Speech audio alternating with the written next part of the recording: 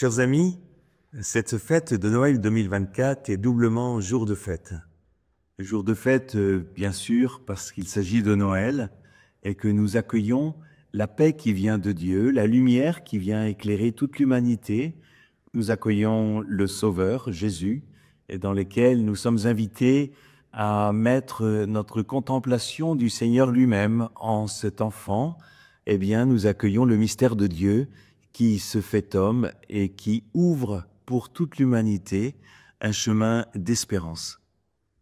Chemin d'espérance, c'est ce que nous allons engager à l'invitation du pape François pour une année jubilaire, toute une année, l'année 2025.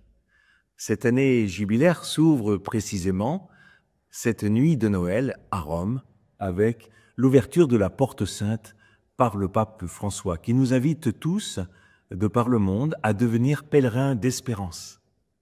Un jubilé, c'est une pratique issue de la tradition juive qui est ce temps où nous remettons tout à Dieu, où nous revisitons chacune de nos relations, la relation entre nous et notamment avec les plus pauvres, la relation avec Dieu lui-même, la relation peut-être à soi-même, en acceptant de tout déposer, de remettre à plat, de façon à accueillir la grâce du Seigneur qui vient nous visiter, nous guérir, nous inviter à d'authentiques chemins de fraternité. Cette audace, cette espérance, nous la recueillons ici, à la crèche, avec Dieu qui se fait l'un de nous, qui entre dans notre humanité. Eh bien, nous savons désormais que en chacun de nous, il y a la capacité de Dieu. Il y a la capacité d'aimer comme Dieu. Depuis la crèche, il nous faut aller jusqu'à la croix, il nous faut aller jusqu'au don de l'Esprit Saint par l'offrande de Jésus sur la croix.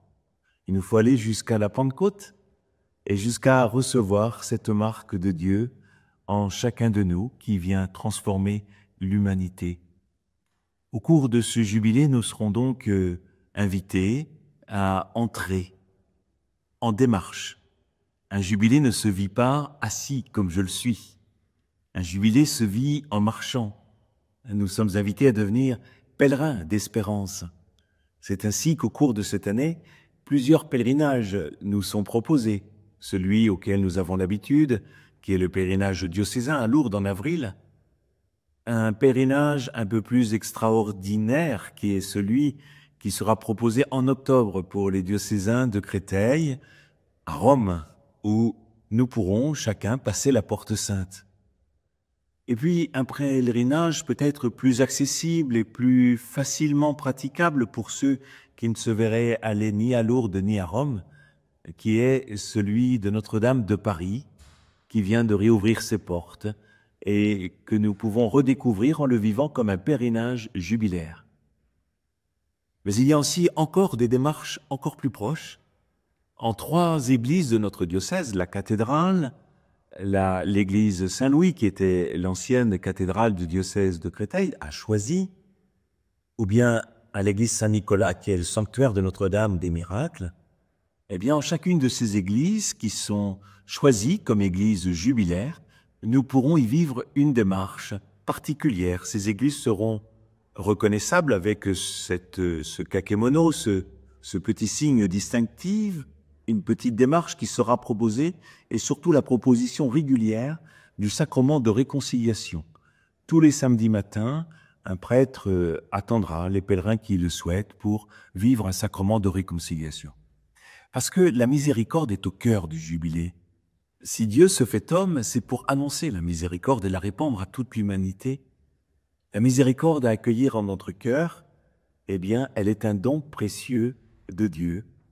Et il nous sera donné de pouvoir la pratiquer avec Dieu, encore une fois avec soi-même, et j'espère aussi en famille, avec nos cercles d'amis, là où il y a des brouilles ou peut-être des ruptures de relations, sur lesquelles nous aurons l'audace et l'espérance de revenir pour repartir.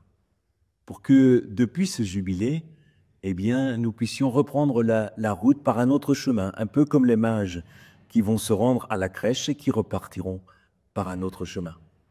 Voilà ce qu'est l'année jubilaire, une année où nous refondons notre espérance pour l'avenir que nous recevrons à nouveau à partir de Dieu Sauveur, à partir de Jésus qui vient sauver le monde.